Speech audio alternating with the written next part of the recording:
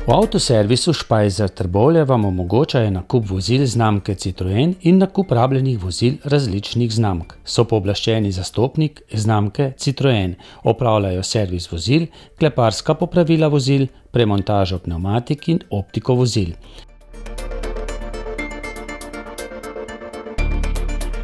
Za več informacij so dosegljivi na sedežu podjetja ali na telefonski številki 03 66 30 170.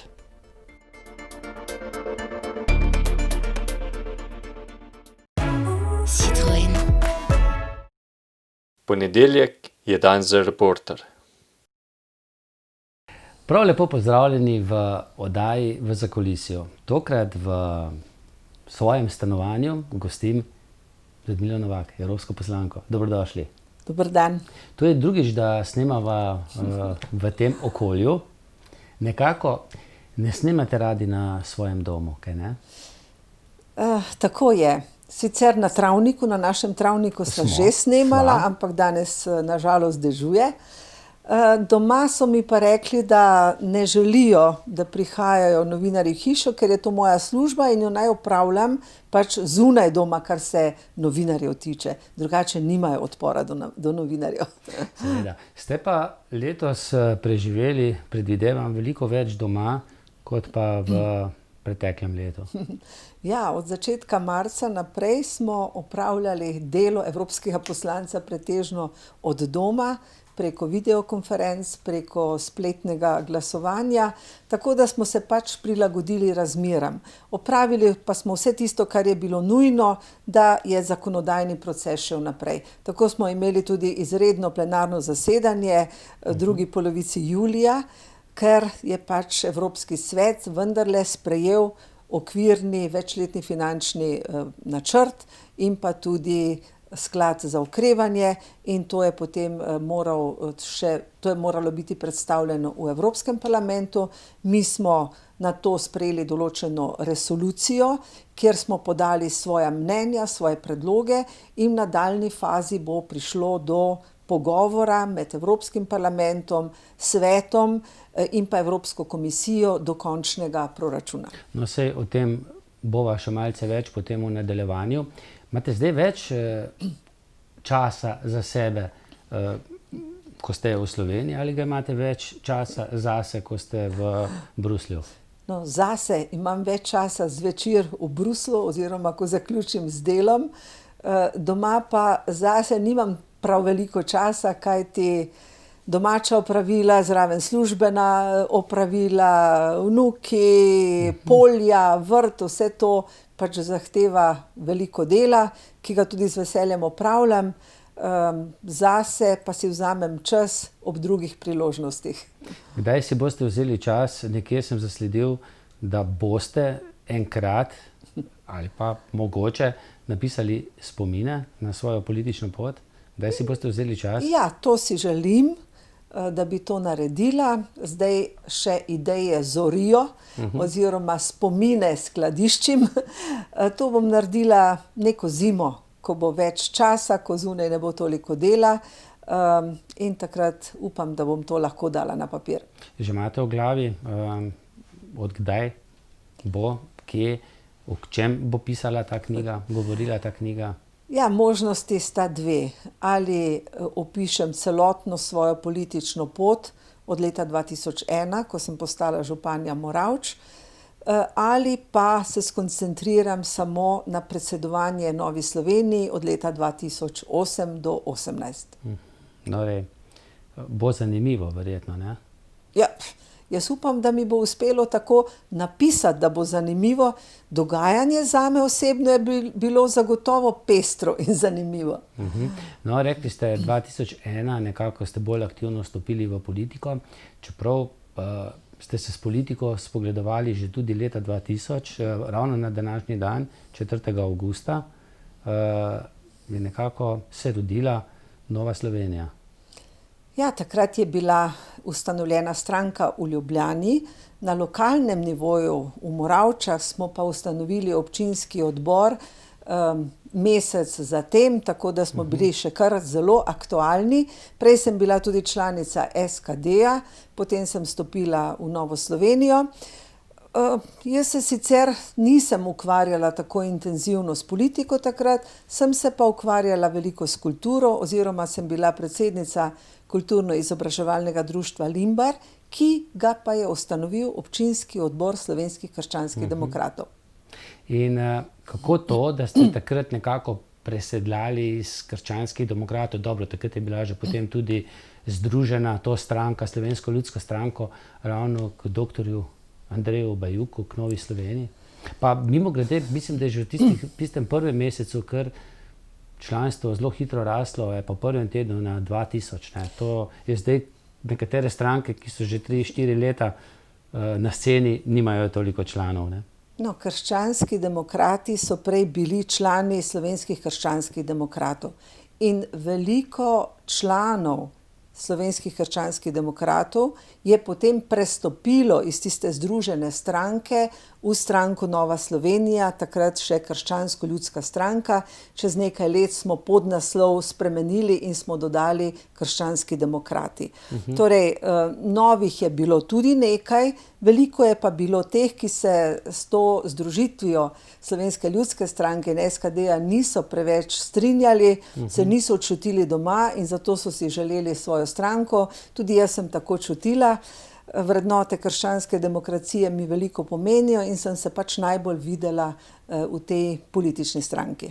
Žal nekdanjega predsednika stranke, nekdanjega predsednika vlade, pa tudi nekdanjega odličnega finančnega ministra, tudi evropskega finančnega ministra leta, Andreja Bajuka, doktorja Andreja Bajuka ni več med nami. Kakšen je vaš pogled nanj? To je občudovanja vredno, da se je on odločil takrat kot svetovljan, pomemben evropski bančnik, finančni strokovnjak, da je prišel v Slovenijo. Prišel pa je z namenom, da bi pomagal svoji domovini, iz katere je tako rekoč odšel, ko je bil star 2 leti, skupaj s svojim očetom, ki je takrat opravljal tudi pomembno vlogo v šolstvu v Sloveniji in potem tudi v taborišču v Vetrinju ustanovil šolo. Vam se je zdel pravi? Tako, torej bil je odličen strokovnjak, velik domoljub, pošten in je želel za Slovenijo nekaj narediti. Seveda, težava je bila tudi v tem, ker je premalo poznal slovenske razmere in nekaterih stvari ni niti poznal, jih niti ni znal razumeti tega zapletenega dogajanja, ki ga imamo znotraj Slovenije, je pa želel Sloveniji pomagati. In jaz cenim njegovo delo, prvič kot tisti, ki je ohranil krščansko demokracijo v Sloveniji z ustanovitvijo nove stranke, potem kot odličen finančni minister. Takrat je bedel nad slovenskimi financami, ko smo potem bili sposobni sprejeti evro. 2004-2008, ne? Ja, leta 2007 smo sprejeli evro in smo morali izpolnjevati zelo zahtevne kriterije, in ni dovolil prevelikega zapravljanja, da se je to lahko vse zgodilo. Potem, če se spomnimo, včasih smo morali zbirati račune, oddajati davčno napoved, tudi to je odpravil, tako da smo dobili avtomatsko informativni izračun. Celo davke je znižal, prvi finančni minister, ki je znižal davke. Žal pa vse to delo v slovenski javnosti ni bilo pozitivno predstavljeno, ampak vedno so iskali ob tem še nekaj negativnega. Če se malce pošalim, ni znal prodajati, ne? Ni znal in ni smel. Kajti takrat ministri Nove Slovenije so imeli zelo zahtevne resorje, finančnega, delo, družino, socialne zadeve, pravosodje, tudi doktor Lovro Šturm je takrat se lotil projekta odpravljanja zaostankov v pravosodju, ne. Vse to so bile pomembne stvari, vendar vse tisto, kar je bilo dobro, si je pripisala vlada in seveda predsednik vlade je najpomembnejša figura vlade, medtem ko ostali ministri so garali, pa so bili samo del vlade in se niso smeli pohvaliti, da je pač to njihovo delo, a ne. No, se potem bova mogoče kakšno rekla o rezanju salam.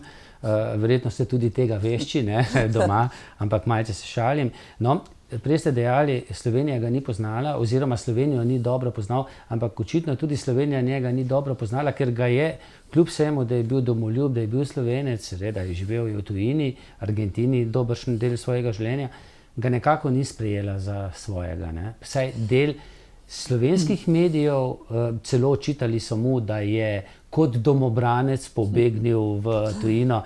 Meni je potem enkrat v intervjuju dejal, ja, domobranec, 2-letni domobranec, še šolsko torbo na ramenih, ne.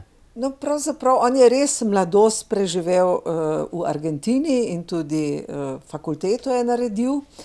Potem je pa šel v Ameriko in je tam študiral, potem nazadnje je bil v Franciji, torej on je bil pravzaprav svetovljan. Seveda mnoge v Sloveniji je takrat motilo, morda še bolj kot danes, domobranstvo, Argentina in tako naprej. Vse to je imelo pri mnogih ljudeh negativen prizvok. In potem so mu nadeli to nalepko, še kaj slabega drugega napisali, nekaterim je to ustrezalo, na ta način so tudi spet, bom rekla, vrtali takratno desno vlado in on je bil tako rekoč objektivno morda prikazan šele v času, ko je umrl. Takrat so šele začeli objektivno pisati, kaj vse je dobrega in pomembnega naredil za Slovenijo in kdo je bil on.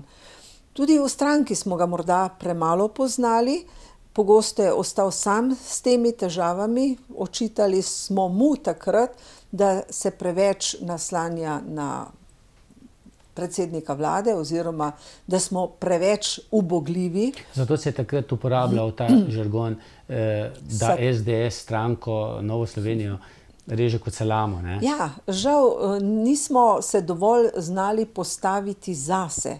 In to se nam je potem v končni fazi na volitvah tudi zelo maščevalo.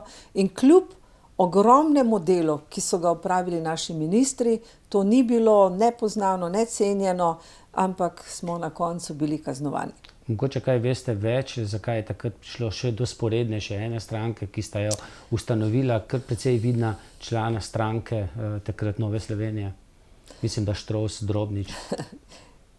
Ja, takrat je prihajalo do tega notranjega nezadovoljstva, prav zaradi tega, ker smo preveč pod vplivom ali pa pod komando ene druge stranke, ankete so padale, bili smo zaskrbljeni in to je potem pa se rodila ta pobuda za novo stranko. Vprašanje je, jaz ne vem, ali je res ali ne, da so bili tam določeni financerji, ki jim je pač bil doktor Bajuk trn v peti, ker je želel obelodaniti napačna poslovanja nekaterih gradbenikov, bom rekla. In zato je bil nekaterim tudi trn v peti in so se ga želeli znebiti. No, nekje sem slišal tudi, da je imel drugačno vizijo tudi privatizacije Luke Koper, ne? Takrat se je veliko omenjalo Dolče Ban, če se ne razumem, tudi glede gradnje drugega tira je bilo veliko o tem govora, ampak očitno ta linija Andreja Bajuka ali pa njegova ideja ni zmagala, ne? In še zdaj nimamo drugega tira. On je bil svetovljan, on v tem ni videl nič slabega, če bi prišel Deutsche Bahn, zgradil drugi tir, posodobil Slovenske železnice in bi vsi nekaj od tega imeli. Saj veste, kako se v Sloveniji govorili o nacionalni srebrnini, ampak prav tisti, ki so o tem največ govorili, so mnoga podjetja spravili v težave ali jih izropali. In jih potem sprivatizirali? Ja, sprivatizirali ali pa prisilno prodali. Čeprav so ves čas govorili o tem, kako je treba čuvati nacionalno srebrnino, ne prodajati, hkrati so pa delali kupčije in jih prodali, ker so jih predhodno izčrpali. Torej, doktor Bajuk ni videl v tem nič slabega, ampak se mu je zdelo celo dobro, na ta način bi mi prihranili sredstva, pridejo drugi vlagatelji, koristi imamo pa vsi od tega. Iz ugledne države, ne? Tako.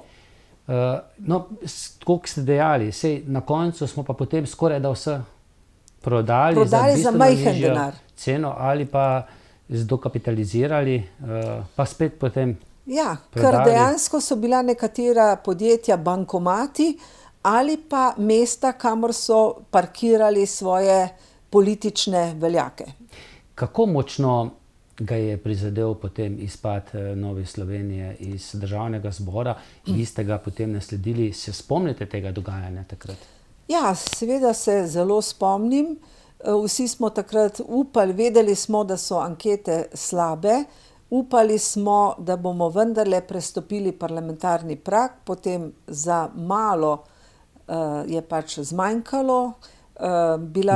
Mimogrede, mnogi vaši volivci so iz previdnosti, z velikimi sem tudi sam govoril, rekli, bomo dali rajše glas Janševi SDS, da bo on zmagal na volitvah in lahko sestavil vlado. Saj Nova Slovenija bo pa tako in tako tudi brez mojega glasu prišla v parlament. Ja, točno tako, takšno filozofijo so nekateri uporabili. Naši člani, celo sami so mi povedali, da so, recimo, mož je dal glas Novi Sloveniji, žena SDS-u ali obratno, zato ker so računali, da Janša mora zmagati in potem bo Nova Slovenija spet v koaliciji. Potem se je razširil glas o tem, se Nova Slovenija ne bo prišla v parlament, bo stran vržen glas, dajte raje glas nam, seveda večji stranki, ne? Tudi tega je bilo veliko na terenu. Skratka, vse to in notranje zamire in ta nova stranka, vse to je pripomoglo k temu, da je končni rezultat bil takšen, kot je. Seveda, doktor Bajuk je bil tisti večer zelo razočaran, saj smo bili vsi razočarani. Predsednik pa nosi še posebno težo in posebno odgovornost in to odgovornost je sprejel, še tisti večer odstopil in tudi tako je pokazal, da je on svetovljan. In se na nek način tudi umaknil, ne? Ja. Ni se upetljal po malce, če se izrazim malo slikovito, v delo stranke. Ja, takrat se je zelo umaknil, seveda je bil zelo razočaran, iskala se je krivda, kdo je za to kriv, bilo veliko razočaranje na splošno, medsebojno obtoževanje, kdo je k temu pripomogel in tako naprej. Razočaranje je povsem razumljivo. Jaz sem ga sicer potem vabila na naše kongrese, prireditve, no, občasno je tudi prišel na kakšno prireditev. Je imel ugled? Prosim? Je imel ugled, ko je prišel? Ja, člani so bili zelo veseli, oziroma smo si želeli, da bi se bolj ponovno vključil. Razumem pa njegovo prizadetost, njegovo bolečino, da pač potem ni mogel več priti v tako intenzivno nazaj. Kako ste vi prišli na površje? Zdaj takrat, če se ne motim, ste bili še županja v času te? Ne, jaz sem bila takrat evropska poslanka. Skupaj z Lojzetom Peterletom sva bila, to se pravi, edina poslanca. V Državnem zboru Nove Slovenije ni bilo več, imeli smo nekaj županov, midva sva pa bila edina poslanca in potem jaz sem sama dala odstopno izjavo kot podpredsednica, ker sem bila takrat tudi podpredsednica, vendar tisti večer, torej dan po volitvah, ko je bil izvršilni odbor, enostavno niso sprejeli moje odstopne izjave oziroma je bilo veliko prošenj naslovljenih name, naj prevzamem stranko in jo vodim do kongresa. Jaz sem to odgovornost potem sprejela, tudi zaradi številnih mladih, ki so bili že aktivni v stranki. Med drugimi tudi Matej Tonin, ne? Tudi, za katerem je bilo žal, da sedaj ne bi imeli več svoje politične stranke in bi šli kam drugam.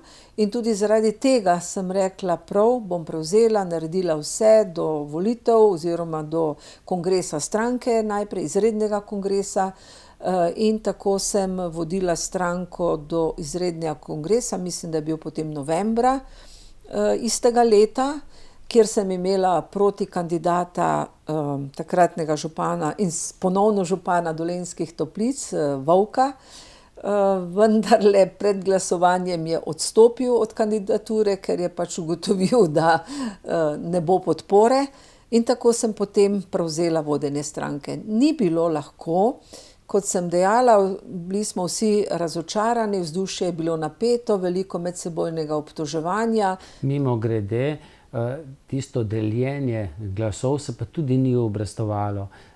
Janez Janša potem tudi ni sestavil vlado, ampak jo je Borut Pahor, ne? Ki je pa na drugi strani nekako uspel, da je dobil največ glasov, ne? Ja, točno tako. Potem ni bilo desne vlade, Nove Slovenije ni bilo več v parlamentu. In potem so analitiki ugotavljali, da to ni dobro za slovenski politični prostor, da ni krščanskih demokratov, pa vendarle je Slovenija do neke mere le krščanska dežela in ljudje si želijo takšno stranko. Tako da najprej smo naredili v stranki analizo, kaj je šlo narobe, in potem tudi načrt, kaj moramo narediti v prihodnosti. Tudi sama sem imela takrat, nisem imela veliko političnih izkušenj, pa bila sem v Evropi in ni bilo enostavno voditi stranko, delati v Bruslju in ob koncu tedna hoditi po Sloveniji. Tako da zdaj razumete, ne, vašo kolegico Tanjo Fajon, ki ima podobno nalogo, ne? S tem, da je njena stranka v parlamentu. Ne? Ja, situacija je le malo drugačna, kot je bila moja situacija. No, ja.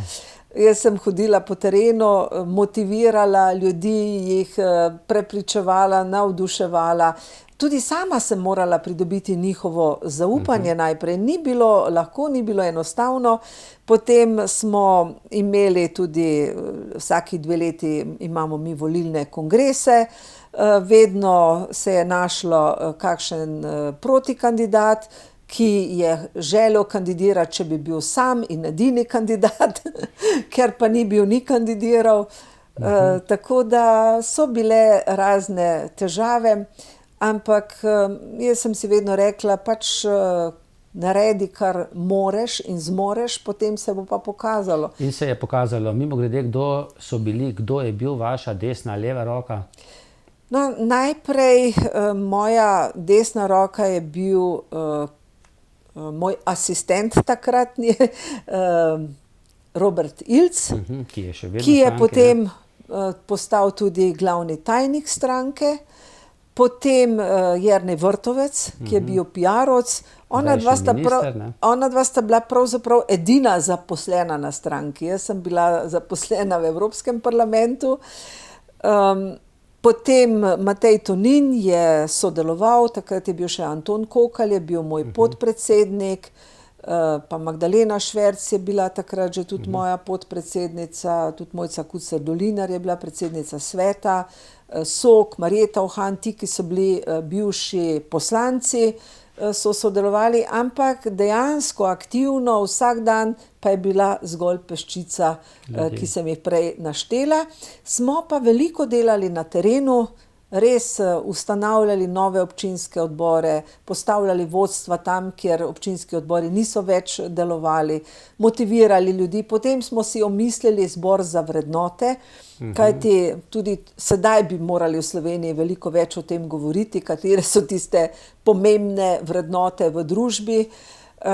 In na te zbore za vrednote smo povabili vedno širše množico ljudi, ne samo člane Nove Slovenije. Mislim, da je danes o tem v Reporterju govoril tudi nekdanji, pa prvi ljubljanski župan, ne? Ja, gospod Strgar. Tako. Gospod Strgar, ga zelo cenim in zelo spoštujem. On kot starosta v stranki me je večkrat poklical na pogovor. In takrat mi je povedal, veste, govorijo to pa to. Kaj vi pravite? In sem mu pač razložila, kaj jaz mislim, kako jaz delam, kaj pa to. Mnogi pravijo to, ampak vem, da je on vse to delal zelo dobronamerno, sem ga poslušala, mu razložila, tudi on mi je dal kakšen nasvet in smo šli naprej. In to se je redno dogajalo. Tako kot zdaj vas verjetno vsak dan kdo pokliče pa vpraša, gospa Ljudmila, kako pa to? No, tega ne bom rekla, da me vsak dan kdo kliče, no, večkrat me pa seveda kdo še vpraša, kako in kaj. Lepo. Ja, vedno sem si prizadevala, da bi različne generacije v stranki imele svoje mesto. Od tistih starejših, zaslužnih, kot je na primer gospod Jože Strgar, nekdanji ljubljanski župan, do tistih najbolj aktivnih in pa tudi do mladih, ki morajo pač videti neko prihodnost v naši stranki.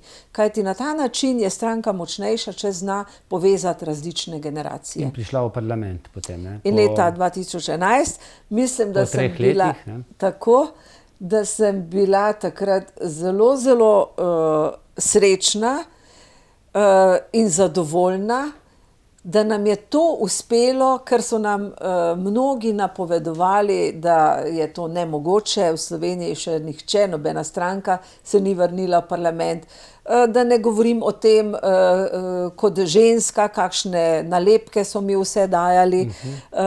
In zato sem bila potem res srečna in zadovoljna, da nam je uspelo.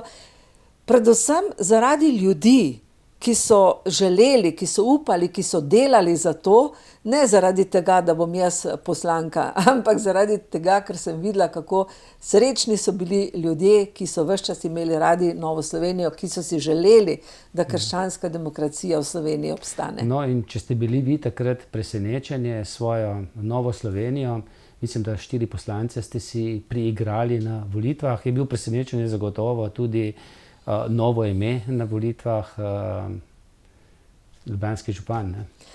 Ja. Janković, ampak, ne? No, on ni bil presenečen, njega so dolgo časa delali, to vsi že, vemo. ampak da bo zmagal, pa zame je bilo presenečenje, kljub vsemu, ne? Zame ni bilo presenečenje, ker tisti, ki so ga delali, so vedeli, kako se to dela. On še ni imel stranke, pa so že merili v anketah. Seveda naši volivci so pa tako vidijo, da nekomu dobro gre, da raste, aha, ta bo zmagal, dajmo mu glas. In se je na levici recimo so glasi prišli k njemu, ne? Ja, tako. Pa mogoče še tudi kaj kakšnega desnega, ne? Ja, in potem je dobil veliko podporo, takrat je zgradil tudi stadion Stožice, ki še ni dokončan, pa so bili na njegovi listi mnogi športniki, naprimer v Moravčah je bila tudi ena športnica, ena atletinja. Rokometašice in tako naprej. Ja, ki ni bila nikoli v teh krajih verjetno, ampak so dobili večje število glasov kot jaz, naprimer, ker sem tudi tukaj kandidirala. Alenka Bikar je, mislim, da je bila Tako, takrat, ja. Skratka, zmagal je, ampak kot smo videli, pač... No, to pa je bilo presenečenje zame. Presenečenje prvič, da je zmagal, še večje pa presenečenje, da mu ni uspelo sestaviti vlade. In potem ste se sestali. No, to je bilo zanimivo. On je vse stranke povabil na pogovor in potem smo romali tja na Rotovž v Ljubljani na pogovore k njemu. Takrat mu je SD že izrekel podporo in Borut Pahor so želeli, da bi bil predsednik parlamenta. Ampak on se ni s tem strinjal in se prav spomnim pogovora tam pri njemu na občini, ko je rekel, ne, danes sem ravno preizkusil nov avtobus na plin, sem ga šofiral in avtobus ne more imeti 2 šoferjev. Tako tudi ne more, jaz bom predsednik vlade in ne more biti Borut Pahor predsednik parlamenta. In takrat je potem on želel postaviti Mašo Kociper. Borut Pahor je pa mimogrede takrat potem romal za nekaj dni v bolnišnico, nekaj vneta ušesa. Ja, takrat je bilo zanimivo, da ni razumel. Jaz sama osebno vem, da sem mu rekla, ja, pa če vas SD podpira, pa boste morali dati njim kakšno funkcijo, ne morate vseh funkcij vi imeti, ne? Ne, samo en šofer je na avtobusu, je on prepričljivo trdil in potem je seveda on vztrajal pri Maši Kociper za predsednici parlamenta in ga SD pri tem je ni podprl in je izgubil, ne, v prvem krogu. Potem je on ugotovil, da mora neko podporo dobiti in pride, in potem Nova Slovenija je pa takrat bi podprla Boruta Pahorja, ker pač smo rekli, zdaj iz naše stranke ne more biti, če ga podpira, pač ga bomo podprli.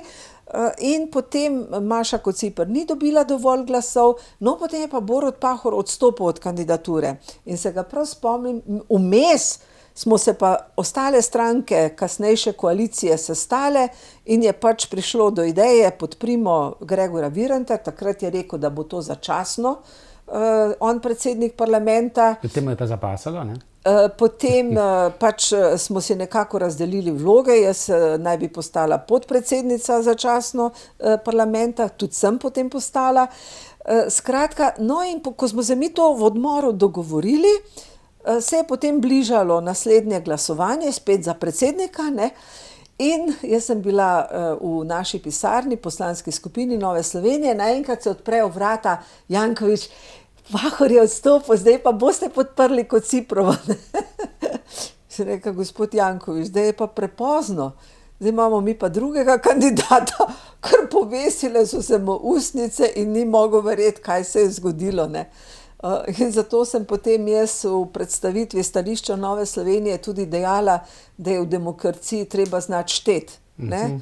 Ker če nimaš dovolj glasov, pač moraš se dogovoriti s tistimi, ki te želijo podpreti in trgovati, tako rekoč, da lahko potem dejansko prideš do oblasti. Ampak to očitno Jankoviću ni uspelo. Pri štetju se je uštel, ne? Ja, pri štetju se je uštel. Mislil je, da on lahko tako ravna kot v mestni občini Ljubljana, ker je imel večino, ker se mu ni bilo treba dogovarjati, ker je on udaril po mizi in rekel tako in tako. Tukaj pa sedaj ni bilo tako, ampak je obveljala na koncu matematika. In Janši je bila prvič položeno vodenje vlade, ko ni zmagal v roke. In zdaj drugič, ko pa je sicer zmagal, ampak mu je pa nekako potem v drugem poskusu pa Šarec ukradel vlado. Pa mu je potem dal nazaj, ne? Ja. Tako je pač v politiki. Potem ste sestavili vlado, ki je pa bila kratkega daha, res, da je takrat bila tudi zelo huda kriza, ker nekaj pomembnih ukrepov, sicer nepriljubljenih, je bilo takrat sprejetih, ampak potem je prišla tista protikorupcijska afera. V vladi ste nekako vztrajali samo še vi z SDS-om, ne? Preostale stranke 3 so šle ven in vlada je razpadla. Ja, moram reči, osebno mi je bilo takrat žal, ker ko enkrat razporediš figure, si ustvariš ekipo, spoznaš svoje delo, kot ministrica za Slovence v zamejstvu in po svetu moram reči, da mi je bila ta funkcija pa res pisana na kožo, zato ker sem doma v kulturi, v slovenstvu in so me tudi zamejci, Slovenci zelo lepo sprejeli. Ne da bi se hvalili, ampak mnogi mi še sedaj pravijo, da sem njihova ministrica, ker si mi nekako se usedla v srce, prav ker sem z njimi čutila. In seveda morali smo sprejemati zelo neprijetne ukrepe, kot je ta ZUJF. Na vsaki seji smo govorili, kje lahko še nekaj oščipnemo, nekaj vzamemo, grozila nam je trojka. Spet ste imeli dobrega finančnega ministra, mimogrede, tako kot je bil prej Bajuk, potem Šuštaršič, ne? Gospod Šuštaršič, dober minister, je iskal vse možnosti. Vedno se tudi nisem strinjala in sem povedala, recimo, ko se je zmanjševala sredstva za porodniške, na primer. Takrat sem jaz temu nasprotovala in se je potem stanje vseeno malo izboljšalo in podobno. Ampak bilo je treba, druge pomoči ni bilo, kot da se ti rezi naredijo. Ampak ni nas odneslo to. Odnesla nas je tista korupcijska afera, poročilo KPK-ja, ampak glejte, tukaj bom rekla, se je pa izkazala ta neenakost v Sloveniji, ne? Pred zakonom naj bi bili vsi enaki. Nekje je prišlo do razpada vlade, na drugi strani Jankoviću se ni zgodilo nič. Je še vedno Ljubljane. Ja. No, prej sem dejal, vaš minister, finančni minister, seveda v vladi, ne, ni bil takrat član Nove Slovenije. Ne, tudi sedaj ni član Nove Slovenije, smo pa z njim kasneje veliko sodelovali. In ga je škoda, ker ga ni v slovenski politiki bolj aktivno. In tudi sedaj je v našem strokovnem svetu Nove Slovenije, ker pač smo se tudi programsko ujeli, tudi nekatere zakone, ki jih je Nova Slovenija predlagala, pa žal takrat v opoziciji pač niso bili sprejeti, nam jih je on pomagal pisati, tako da smo z njim veliko sodelovali. No, potem na naslednjih volitvah se je pojavil spet nov obraz, sicer smo ga dovolj dobro poznali, dr. Miro Cerar, res presenetljivo veliko glasov dobil, no, vi ste se pa še drugič potem uvrstili zaporedoma spet v državni zbor, mislim, da 5 poslancev, enega več, niste pa bili del potem vladajoče koalicije, ne? Ja, takrat si je Cerar zelo želel, da bi Nova Slovenija postala vladna stranka in smo se tudi pogovarjali, dogovarjali, ampak potem je zelo hitro se sporazumel z Erjavcem, z Desusom, ki je imel več glasov kot Nova Slovenija, in pa tudi na področju zdravstva nikakor nismo našli skupnega jezika. Mi smo imeli takrat najboljši program za področje zdravstva, na drugi strani je pa gospod Miro Cerar imel kasnejšo ministrico, Milojko Kolar na pogajanjih in tukaj nikakor nismo prišli skupaj. Potem oni so imeli dovolj veliko število glasov. Moram reči pa, da sem bila pa tudi nekoliko previdna. To je bilo leta 2014. Januarja so se nam zgodili arhivi, to se pravi Nova Slovenija je podprla zakon o arhivih, na kar smo doživeli brutalni napad strani SDS-a, ki nas je razglasil za podpornike UDBE, da zapiramo arhive, kar nikakor ni bilo res.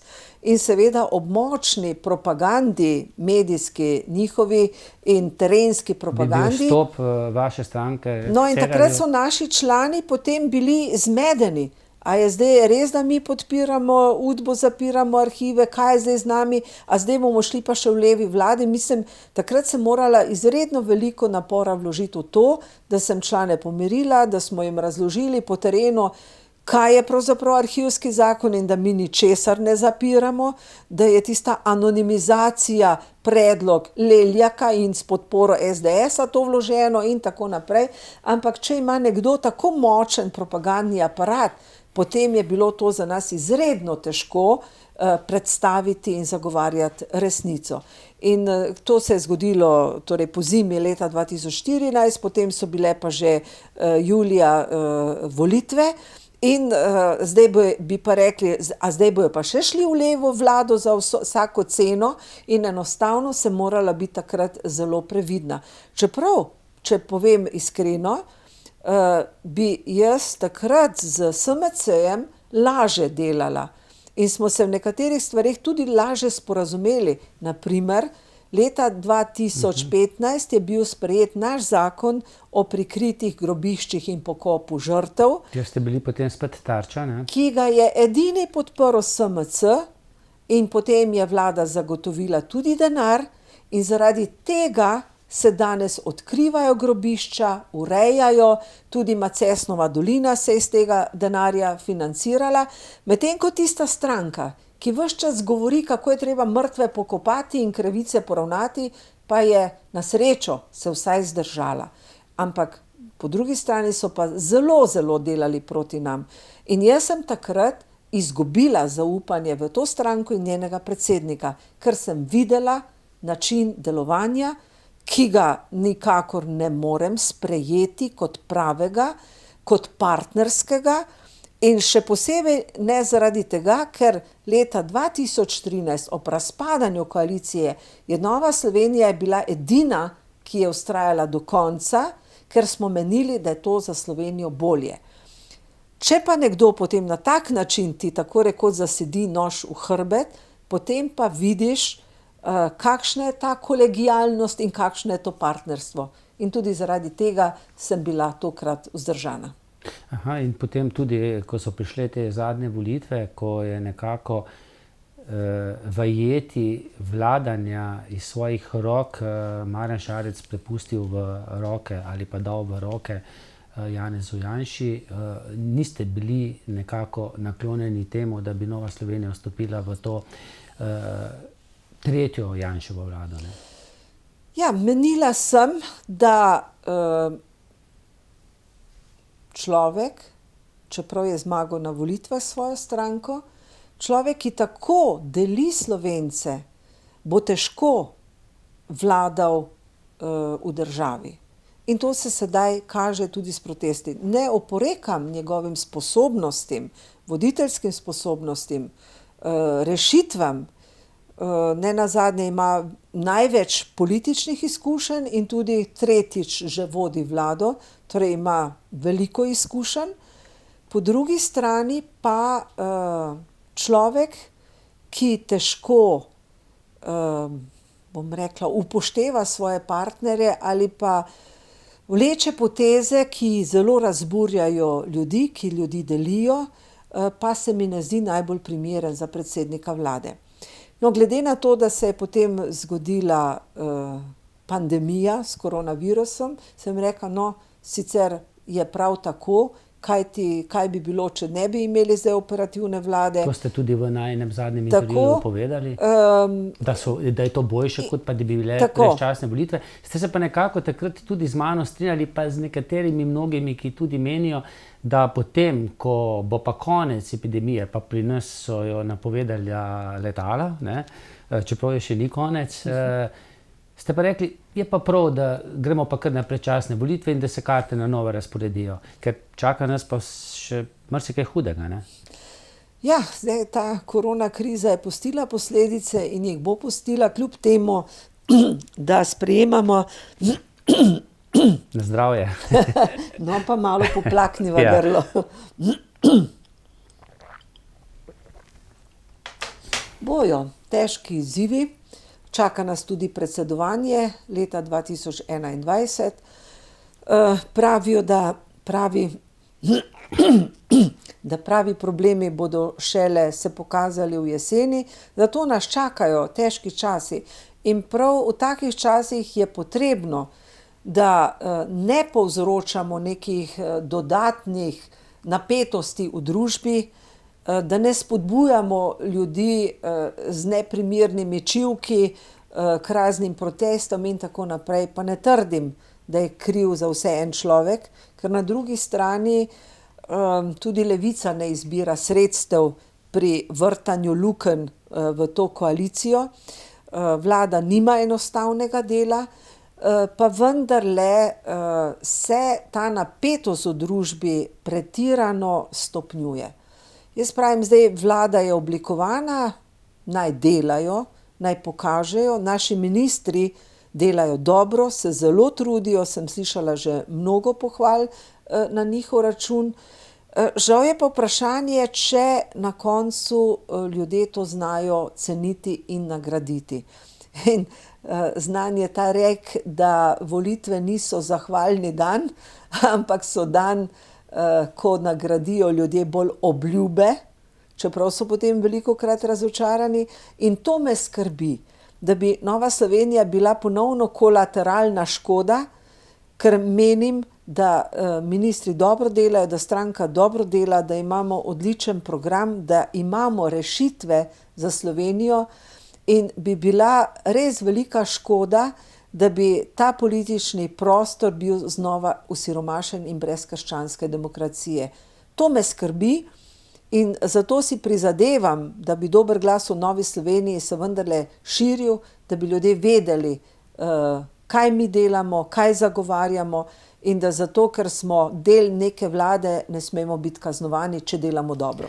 Čeprav po drugi strani pa dejali ste, ministri Nove Slovenije dobro delajo, ljudje pa tudi tako praktično gledajo. Kljub temu, da dobro delajo, še ni nikjer zakopana lopata, recimo, če govorimo o Ministrstvu za delo, za kakšen nov dom, ki je potreben, nekaj je razpisal, za nekaj postelj, potem tudi tir se še kar ne gradi, čeprav se je že prej govorilo za časa Alenke Bratušek, da ne vem, koliko zamujamo, da bomo vse zamudili.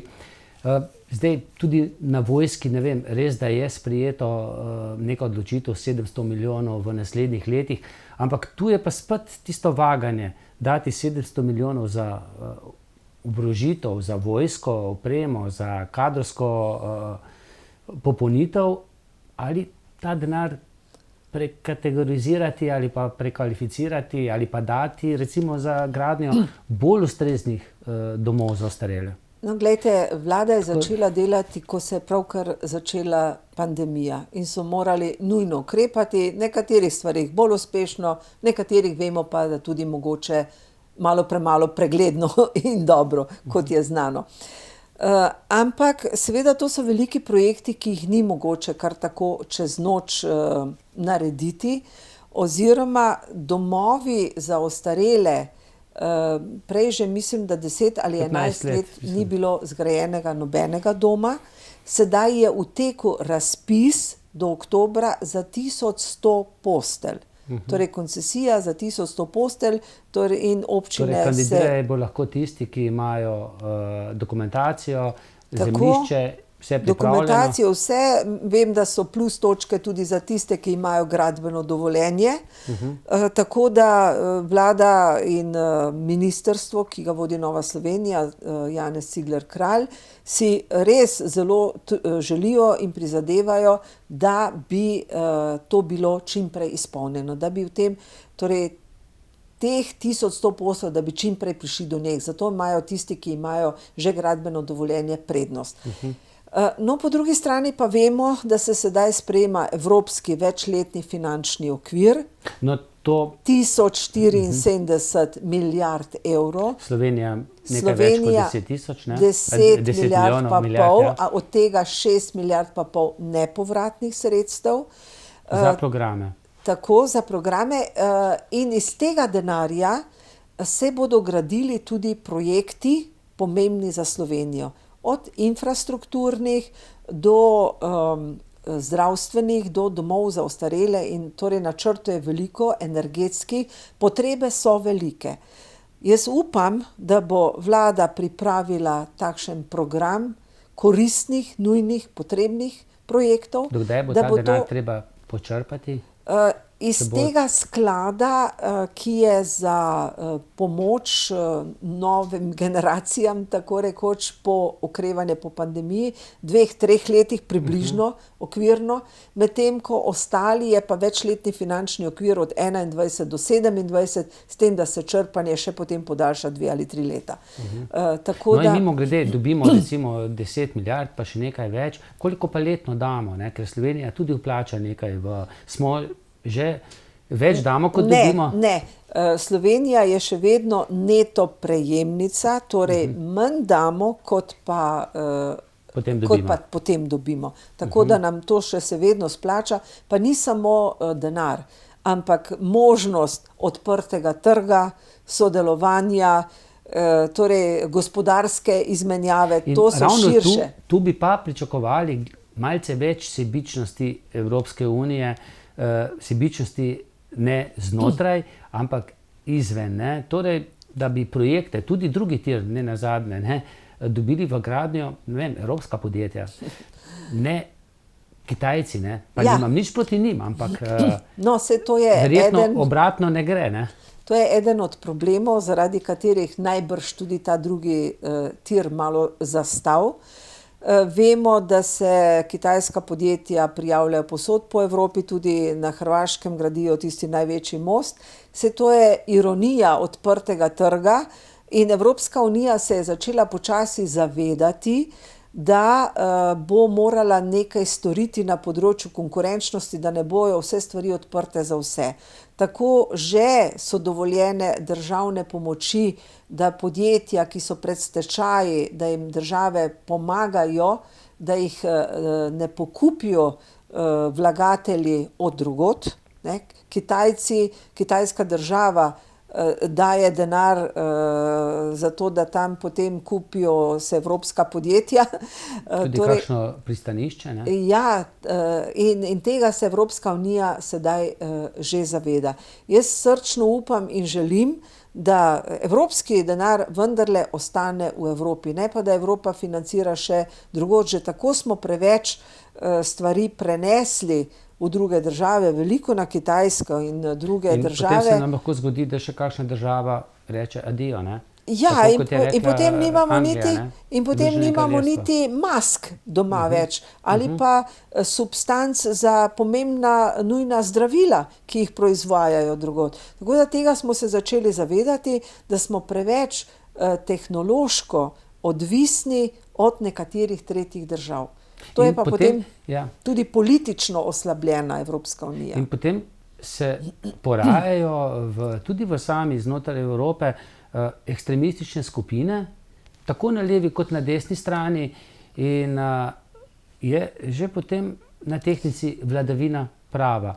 Zdaj, a dati takšni državi, ki zelo slabo spoštuje človekove pravice, ki ne spoštuje delovanje medijev ali pa ovira, ali pa sodišč pa jih ovira, ne, kadruje, ali dati taki državi potem ta nepovratna sredstva? Se bom malo vrnila še nazaj k prejšnjemu vašemu vprašanju glede financiranja vojske.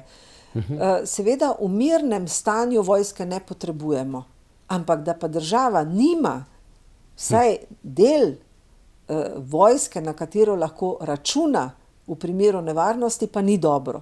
Ampak tega bi se zavedali šele takrat, ko bi bila nevarnost pred vrati. Da pa imamo vojsko, ki samo hira, pa nič ne naredimo za to, da bi bila v normalnem stanju, pa tudi ni dobro.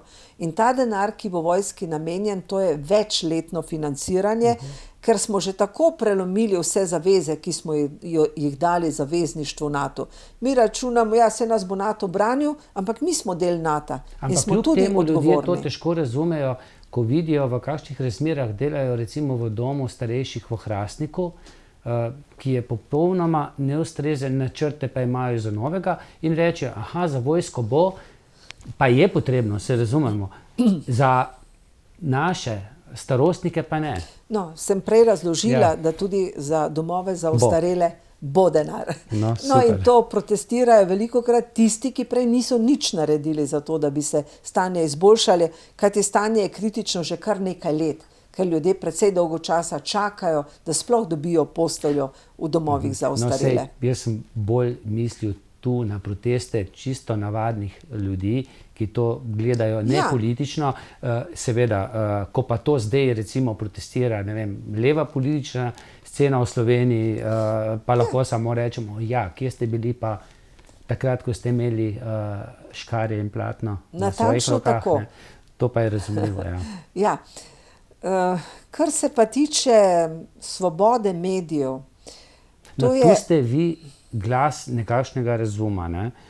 Tudi ko gre za človekove pravice, ko gre za vladavino prava, in si upate kljub temu, da potem vedno dobite kakšno porcijo od domačih nekaterih medijev, ali pa lahko rečemo to celo ne medijev, ne? Ja, že večkrat sem rekla, da bom pač povedala tisto, kar menim, da je prav, ne glede na to, kakšne povračilne udarce dobim, ampak imam pa mirno vest, da sem povedala. Ljudje se pa pač naj po svoje odločijo. Glejte, o tem problemu se v Evropskem parlamentu veliko pogovarjamo. Vemo, da sta tako Poljska kot Madžarska že pod drobnogledom, ker so tam kršene človekove pravice, vladavina prava, medijska svoboda zelo okrnjena. Tako da o tem smo sprejeli tudi že določene resolucije v Evropskem parlamentu. V sami Evropski ljudski stranki smo imeli pričevanja, na primer poljskih sodnikov, ki so povedali, kako vlada razveljavlja njihove sodbe, kako sodnike kaznuje, če ne razsodijo tako, kot hoče vlada in podobno. Torej, veliko kršenje vladavina prava. In načela vladavine prave oziroma zakone, ki smo jih sprejeli v Evropski uniji, je treba spoštovati. Če vsak po svoje te stvari krši, se na koncu zruši vse. In ko ste prej omenili ekstremiste, moramo vedeti, da veliko te sovražne propagande je financirane od zunaj. Ne bom rekla, od katere države, ampak mnogi si ne želijo močne Kdo se je evropske. že ujel Tako. v kakšne posnetke, ne? In imamo razna socialna omrežja, ki vplivajo. Vemo, da so vplivala na referendum v Veliki Britaniji, da so vplivali na ameriške volitve in da bodo skušali vplivati tudi na Evropsko unijo oziroma jo znotraj slabiti. Narediti čim bolj šibko. Tako. In zato so določene skupine ekstremistične tudi financirane in spodbujene od drugod. In to zagotovo slabi Evropsko unijo. Kaj pa smo mi, vsaka posamezna država, sploh manjše države, manj vplivne države, če tako rečemo, samo znotraj Evropske unije imamo svoj glas. Če tudi smo majhni, smo vendarle enakopravni, lahko povemo, dobimo, damo, sodelujemo, ne? Zato je nevarno, da se Evropska unija sesuje zaradi teh pritiskov in zaradi nespoštovanja demokratičnih pravil. Evropska unija je nastala na podlagi, torej na ruševinah druge svetovne vojne, željo, da narodi sodelujejo, da gospodarsko sodelujejo, da smo pri tem močnejši, ampak ob tem moramo spoštovati drugega, demokratična pravila, zakonodajo in tako naprej. Seveda, če si pa ti prilastiš vse medije, da pišejo tako, kot ti hočeš, potem ne bodo nikoli kritizirali, kaj je vlada vse naredila narobe, in ljudje verjamejo, da je vse dobro in prav. Ampak mi smo tak sistem že imeli, ko je bilo enoumje, ko so bili samo eni mediji, in jaz si nikakor ne želim, da bi se tak sistem vrnil, bodisi sistem ali pa prevlade levih ali desnih medijev. Jaz želim objektivne medije. In javna radio, televizija je tista, ki mora biti najbolj objektivna in poročati o različnih stvareh in delati različne oddaje. Zato je prav, da se financira iz javnih sredstev. Morda organizacijsko ni najbolje in se da kaj urediti, morda kvaliteta ni vedno. Ne rečem, da tudi so politična ozadja, so, pa vendarle, če jaz gledam različne dnevnike in poročila, bom rekla, da še vedno najbolj zaupam javni RTV, pa ne verjamem vsega, kar tam poročajo. Da ne govorim o strankarskih medijih, ki želijo tudi od tega kolača, pa jih jaz ne bi nikoli podprla, ker vidim, da prav manipulirajo z ljudmi.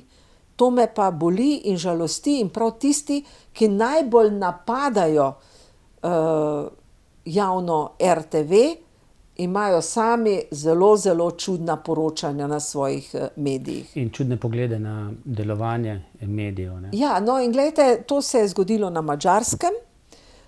Tam so vsi kritični, to se pravi neodvisni mediji tako rekoč izginili, je samo ena resnica. Tam ne poročajo o tem, kako so ministrici plačali nekje prenočišče, zato ker tam je znana masovna korupcija in tisti, ki so blizu vlade, imajo posle in potem tudi financirajo kakšne medije pri nas in podobno. In žal svetovalci madžarske vlade so postali svetovalci nekaterih stran tudi v Sloveniji. In tega se bojim, da bi tudi mi šli po tej poti, ker želim vendarle, da imamo neko neodvisnost medijev, demokracijo, tudi če pišejo tako, kar meni ni všeč, želim pa, da pišejo resnico. In da je neki nadzor in neka, ne vem, vendarle ne pod okriljem ene stranke, ali pa da ima vlada od tiskovne agencije do javne RTV vse pod nadzorom. To ni potem dobro za demokracijo. To je nevarno in pelje nazaj v neke druge čase. Tako. Gospa Ljudmila Novak, za konec vas bom vprašal, tudi danes sem v Delu prebral eno mnenje, da mogoče pa se boste še v drugo spustili v tekmo za, če je to tekma, za predsednika ali pa predsednico Slovenije. Predsednico še nismo imeli.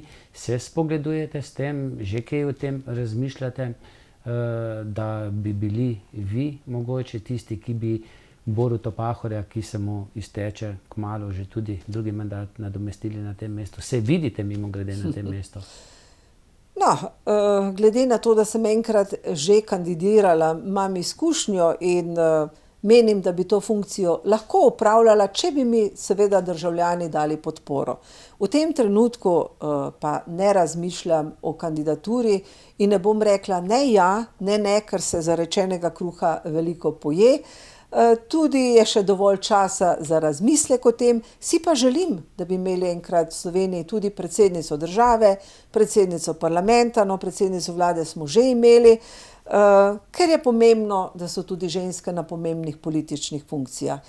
Pa ne nazadnje, zakaj ne bi imeli krščanskega demokrata ali pa demokratko na čelu države. Če so kristjani velikokrat na volitvah podprli Kučana ali pa Pahorja, ki prihajata z levice, zakaj ne bi enkrat levica podprla nekega krščanskega demokrata.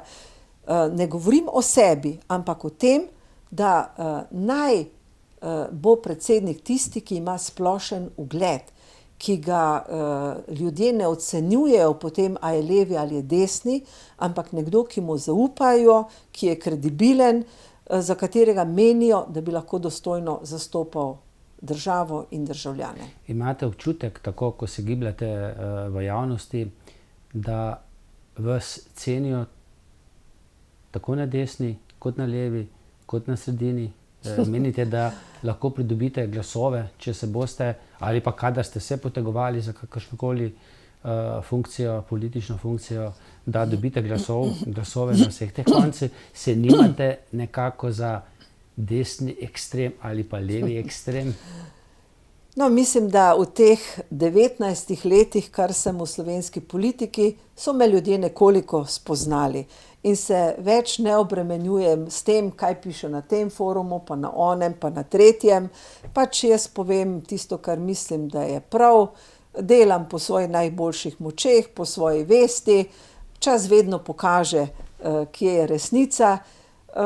Tako da se s tem ne obremenjujem. Sem vesela, ko me ljudje pozdravijo, mi kaj rečejo, kje pohvalijo. Vem, da me vsi nimajo radi, da je tudi veliko kritičnega, kar prihaja predvsem iz takih fake računov ali pa pod lažnimi imeni, a ne. Jaz pravim, če mi kdo želi povedati resnico ali me skritizirati, naj mi pove v obraz, ali pa mu kaj pojasnim, tudi taki so, ki mi pišejo pisma, bodi si anonimna, bodi si prava, pa jim odgovorim, pojasnim. Torej, nikakor, ne vem, jaz lahko pravzaprav z mnogimi ljudmi sodelujem, jih ne delim na leve in desne, vsakega najprej sprejmem kot človeka, vsak pa sam se mora odločiti, a se mu všeč, ali mu nisem, ali bo z mano sodeloval, ali ne bo. Jaz enostavno želim imeti take pristne, normalne človeške odnose, to imam najraje. No, nekaj čist kratkih odgovorov. Kdo bo zmagal ameriške volitve? Kdo bo zmagal na ameriških volitvah? Bo slovenski zet ponovil zmago? No, to nam je vsekakor Sloveniji v čas, da imamo prvo damo Amerike, da je to Slovenka. Jaz sem na to ponosna. Si pa želim, da bi tudi Amerika imela razumnega predsednika. Boljšega? Mislim, da sem vse povedala.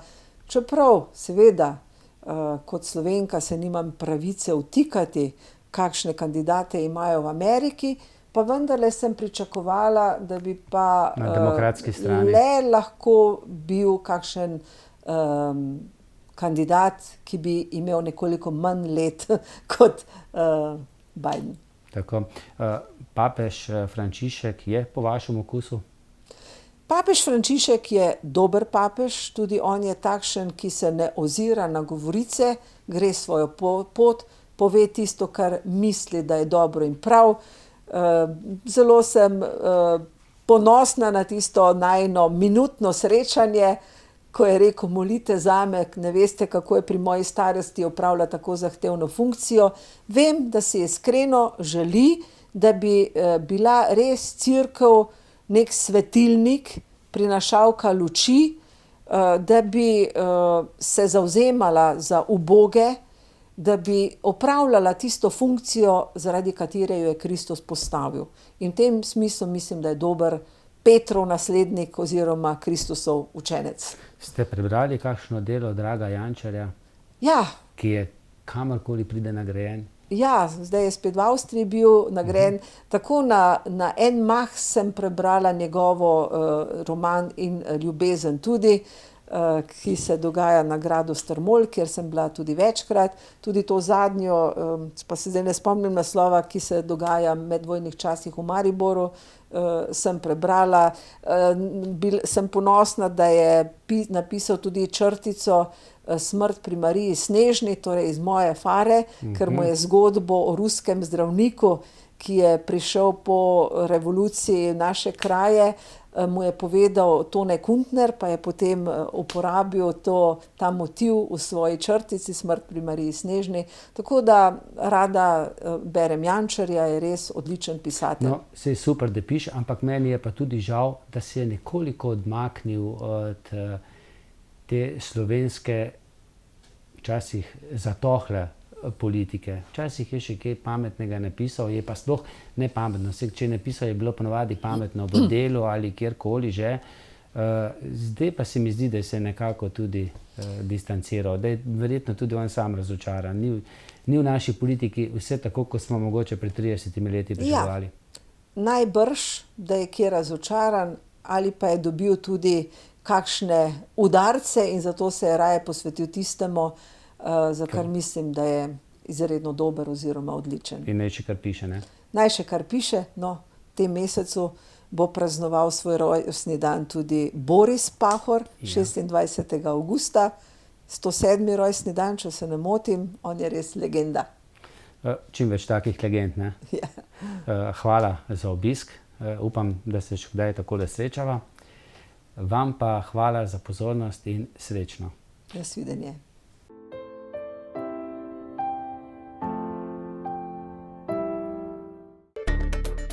Če ste ljubitelj športa in rekreacije, obiščite trgovino lopari.si v Trbovljah. To je trgovina za vse športne okuse.